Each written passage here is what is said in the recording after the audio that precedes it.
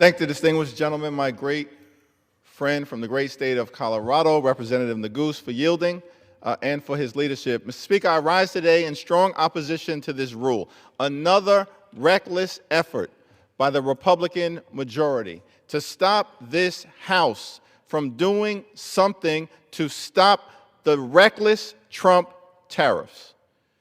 Mr. Speaker, the House of Representatives, part of this Congress, is a separate and co-equal branch of government. We don't work for Donald Trump. We don't work for J.D. Vance. We don't work for Republican billionaire donors. We work for the American people. And the Constitution, Mr. Speaker, gives this House the explicit authority with respect to tariffs. And yet, because apparently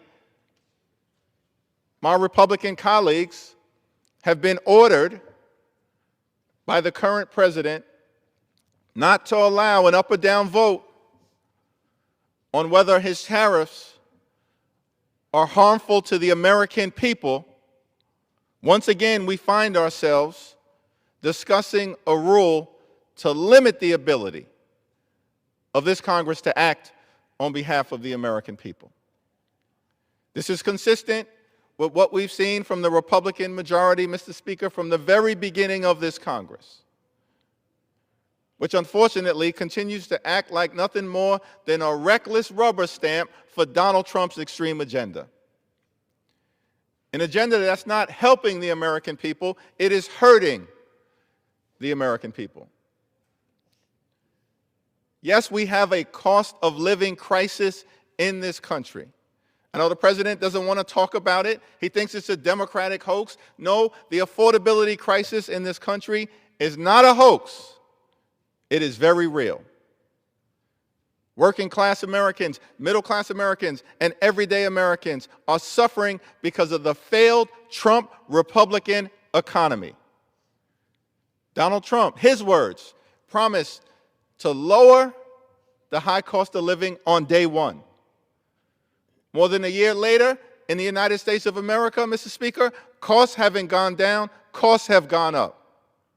Housing costs out of control, health care costs out of control, child care costs out of control, electricity bills out of control, and the price of groceries and everyday goods completely out of control. And one of the reasons why the cost of living continues to crush the American people is because of the Trump tariffs, which have imposed thousands of dollars in additional costs on everyday Americans, making life even more expensive than it had been when this presidency began. Why is it so complicated for Donald Trump to keep his promise to the American people? To lower costs, to focus on making life more affordable. Instead, he's gone the opposite direction, imposing tariffs on our allies in Canada and Mexico, in Europe, across the world, without any clear strategy, having an adverse effect on the pocketbook of everyday Americans. And this Congress is charged constitutionally with the ability to say yes or no as it relates to tariffs that have been imposed. In fact, the president should have sought our authorization. Instead, he's using a fake emergency authority that hopefully the Supreme Court will make clear he does not have. And we certainly await that decision, but we don't need to wait for that decision. We don't work for the Supreme Court either. The House, the Article I branch of government, the institution that the framers decided should be the part of government that's closest to the American people, that reflects the hopes, the dreams, the aspirations, the fears, the concerns, the anxieties, the passions, and the life experiences of the American people who are suffering right now in this failed Trump Republican economy. That's not just my simple observation. Fox News, the president's favorite news source in a recent public opinion survey concluded that more than 70% of the American people believe correctly the economy is a disaster under this president. And one of the reasons why it's a disaster is because of the reckless Trump tariffs. And the Republican majority, Mr. Speaker, won't even allow an up or down vote. That's what this rule is about, silencing debate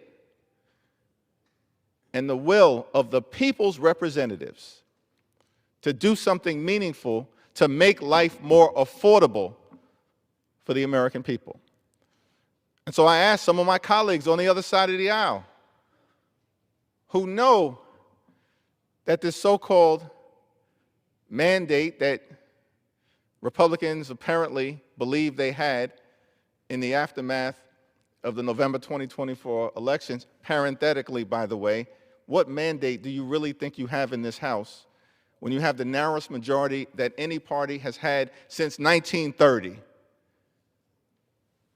during the Great Depression? In fact, we also know you wouldn't even be in the majority right now had you not stolen 3 seats from the people of North Carolina with mid-decade gerrymandering in 2024. So we don't want to hear anything about mandate. The only mandate we have collectively is to make life more affordable for everyday Americans, to drive down the high cost of living, to stop burying your head in the sand, to stop being a reckless rubber stamp for Donald Trump's extreme agenda, to stand up to him every now and then as part of a separate and co-equal branch of government. Stop the cult-like behavior, Mr. Speaker. It's hurting your very constituents. And so we have an opportunity, if we vote down this rule, to actually take up for consideration the resolution put forward by Congressman Meeks that would wipe out the unnecessary tariff imposed on our ally to the north in Canada. It's a step that should have been taken a long time ago, but Republicans have been blocking this vote. And I just hope that a handful of Republicans will join every single House Democrat in opposing this rule so we can get to a debate on the actual substantive effort to stop the reckless and dangerous and harmful Trump tariffs as part of our commitment as Democrats to do what's necessary to lower the high cost of living and to make sure that every single American in this country, when you work hard, when you play by the rules, you should be able to live an affordable life, a comfortable life, and live the good life. Not too much to ask for in the wealthiest country, America, in the history of the world. Work hard, play by the rules, live the good life. Good paying job, good housing, good health care, good education for your children, and a good retirement, which means backing off your extreme attacks on Social Security and Medicare. That's a Democratic commitment. And in order to help bring about that good life, Mr. Speaker, one of the most meaningful things that we can do as a body is to stop the harmful Trump tariffs. Vote no against this rule. I yield back.